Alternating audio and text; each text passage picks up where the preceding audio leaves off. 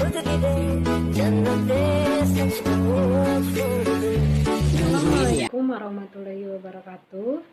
Eh, Pada zaman dahulu, di daerah Padang Guci, betadine digunakan untuk menyampaikan sesuatu dengan cara dilagukan.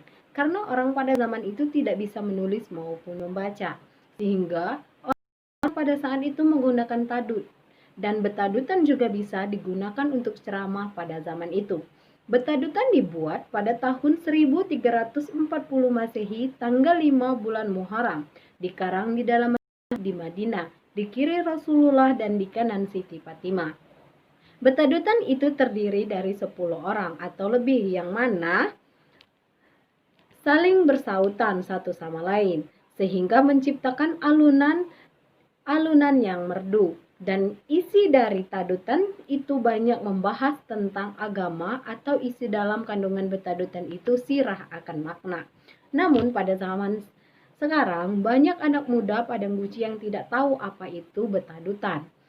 Bahkan orang tua kini pun cuma sedikit yang masih bisa betadutan. Contoh di tempat saya saat ini, hanya 3 orang yang bisa betadutan. Namun cuma 1 orang yang masih aktif untuk melakukan tadud atau masih mendendangkan tadud tersebut. Sehingga beliau sering mengajarkan cucu-cucunya untuk belajar tadud. Karena menurut dia, tadud itu sangat penting karena adat istiadat itu harus dilestarikan, bukan dipunahkan. Saya dapat referensi ini dari beliau karena beliau mengajarkan saya adat istiadat atau kebiasaan orang dulu yang yang sangat langka kini dijadikan impian-impian anak muda. Karena itu beliau mengatakan kepada saya, adat itu harus dikenang atau dilestarikan, bukan malah dipunahkan. Sehingga di sini saya masih tahap pembelajaran untuk masalah tadud.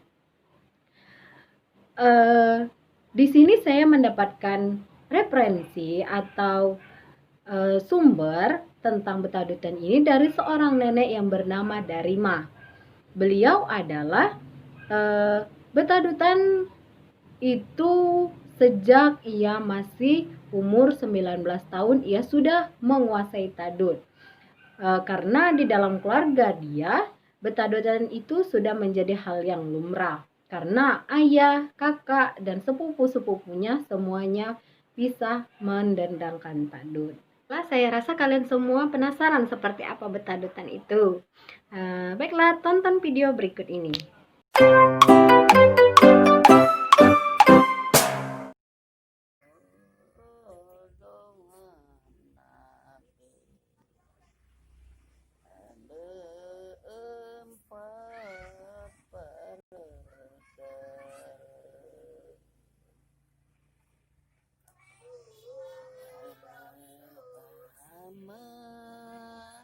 Banyakkanlah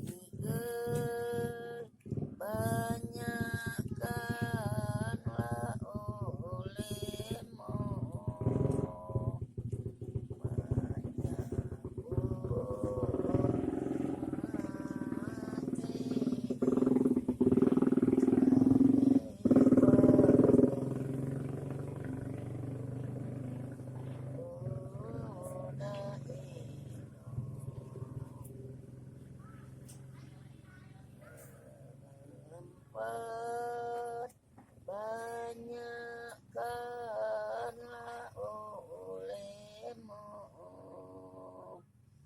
menyambut aib diri daripada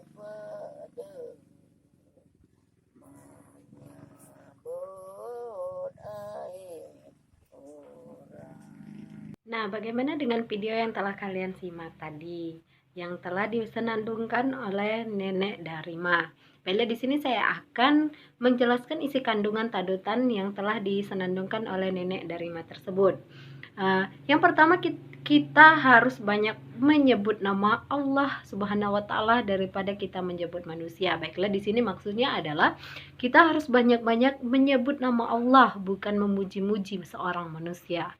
Kedua, kita harus banyak-banyak mengingat kematian daripada kita mengingat hidup. Baiklah, di sini kita harus banyak-banyak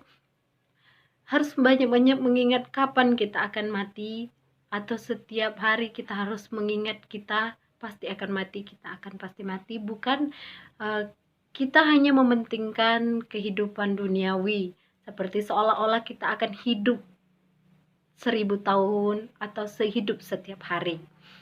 Ketiga, kita harus mengingat aib kita sendiri daripada kita mengingat aib orang lain. Maksudnya di sini adalah kita harus banyak-banyak mengingat aib kita sendiri, atau kita harus banyak-banyak menyadari aib diri kita sendiri daripada kita harus mencari-cari aib orang lain.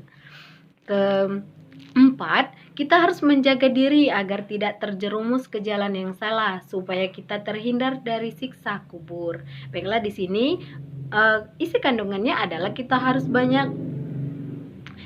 memilih jalan yang benar untuk diri kita sendiri. Jangan sampai nanti pas kita meninggal, jalan yang kita ambil tersebut dapat atau menjadi siksa kubur bagi kita. Baiklah, sekian penjelasan tentang betadutan dari saya. Saya akhiri. Assalamualaikum warahmatullahi wabarakatuh. Terima kasih ya sudah menonton video saya. Dah. Terima kasih telah menonton video ini. Jangan lupa subscribe and like.